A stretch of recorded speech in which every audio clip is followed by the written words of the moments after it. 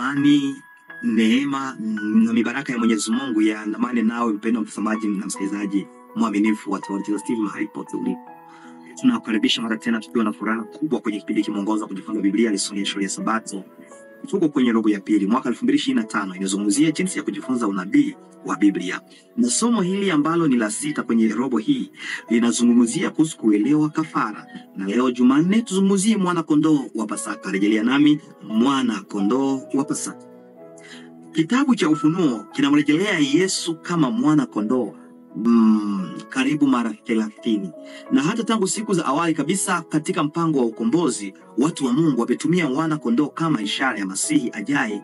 Ukikumbuka kwenye somo la jana ambalo lilikuwa likizungumzia Abeli alipotoa sadaka yake ya kubaliwa kwa imani kwa sababu ilikuwa inamwakilisha nani? Yesu Kristo. Soma pamoja nami kwenye Kutoka 12:1-11, Isaya 53:7-8, Wakorintho wa kwanza 5:7 na Ufunuo 5:6, na tuangalie aya hizi zinatufundisha nini kuhusu Yesu kama kafara ya Pasaka.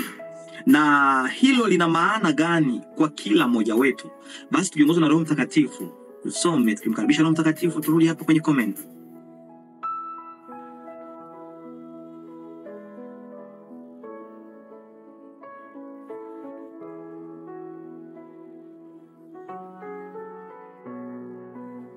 Rafiki mpendwa mtazamaji na msikilizaji, Mungu akubariki wewe ambao mwaminifu kusoma. Kumbuka kwamba dakika chache tunazokutolea ni ili kwamba utoe pause na uombe Roho Mtakatifu na pia usome mashairi ambayo tumeyatoa. Lengo ni kusoma Biblia, kuishi neno la Mungu na kuwasambazia wengine ili kwamba wote tuandae kwa ujio wa Yesu mara ya pili. Mpendwa mtazamaji na msikilizaji, katika Pasaka ya kwanza huko Misri, wana wa Israeli walikuwa karibu na kutoka Misri kuelekea Kanani, na Mungu akawaagiza kuchinja mwana kondoo kwa kila jamaa, na ikiwa watu ni wachache wanaweza kusherehekea pamoja na watu wa majirani wa karibu sana. Ilikuwa na lengo ya kwamba baada ya kuchinja huyo mwana kondoo, damu wainyizie kwenye mimbo, na malaika atakapopita usiku akiona mmeweka damu atapita, he will pass over, inaitwa Passover, atapita juu ya hiyo nyumba na hamtakufa mtu pale. Lakini kwa wale ambao hawakuweka damu, watoto wote wazaliwa wa kwanza walifariki. Wazaliwa wa kwanza ambao walikuwa katika jamaa ambazo ziliweka damu ya mwana kondoo waliokolewa kabisa. Kwa hivyo damu hiyo ilikuwa inaashiria damu ya Yesu Kristo. Ilikuwa ni ishara ya damu ya Yesu Kristo kulingana na Petro kwanza 1:18-19. Kwa hivyo ibada ya Pasaka iliyokuwa ikiadhimishwa kila mwaka ilikuwa ni ishara ya kifo cha nani? Cha Bwana Yesu. Bwana Yesu asifiwe. Soma pamoja nami kwenye Wakorintho wa kwanza 5:7b, inasema ondoeni chachu ya kwanza. Ondoeni chachu ya zamani tafadhali, mpate kuwa kundi jipya lisilotiwa chachu kama mlivyo. Kwa maana Kristo mwana kondoo wetu wa Pasaka ametolewa dhabihu. Bwana Yesu asifiwe. Katika Pasaka ya Wayahudi, kuanzia tarehe 10 hadi 14 ya mwezi wa Abibu, mwana kondoo alikuwa analindwa kulingana na Kutoka 12:3, na mwana kondoo alitolewa dhabihu siku ya 14 kati ya jioni 2 kulingana na Kutoka 12:6. Tuangalie Yesu pia ambaye ndiye Pasaka yetu.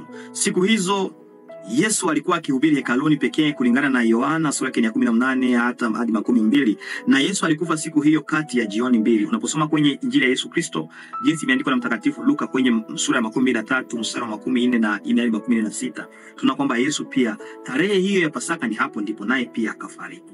Tunaweza kuelewa kwamba Yesu ambaye hakuwa na dhambi yoyote aliuawa, akachukua dhambi za kila mtu mkiwemo zangu na zako, ili kwamba nikikubali damu yake nipate wokovu na nihesabiwe kuwa haki.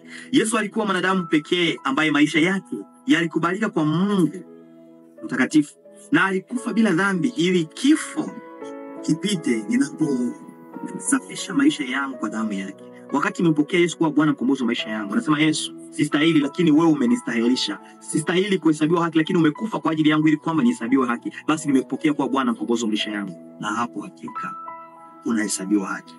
Ni furaha ya aina gani, ya ajabu kiasi gani kumuona Yesu Kristo ambaye hakuwa na dhambi yote amekufa kwa ajili ya dhambi zangu na dhambi zako. Yeye ni mwana kondoo asiye na kasoro, udhihirisho wenye nguvu zaidi wa haki na utukufu wa Mungu. Je, ni kusudi lako leo kumpokea huyu mwana kondoo wa Mungu ambaye amekufa kwa ajili yako ili kwamba dhambi zako upate kuzisafisha? Ikiwa ni kusudi lako, tuombe. Baba mtakatifu, asante kwa ndugu huyu ambaye amekupokea. Asante kwa sababu ulikufa kwa ajili yetu. Tupatie neema kubali damu yako itusafishe, utuhesabie haki kupitia kifo chako. Wewe kama Pasaka yetu, katika jina la Yesu Kristo. Mpendwa, swali ni kwako. Ni kwa njia zipi tunaweza kuakisi vizuri zaidi tabia kamilifu ya Yesu Kristo katika maisha yetu wenyewe? Tunawezaje kuishi kama Kristo? Je, inawezekana? Weka sababu, na kama haiwezekani, weka pia sababu. Mungu akubariki.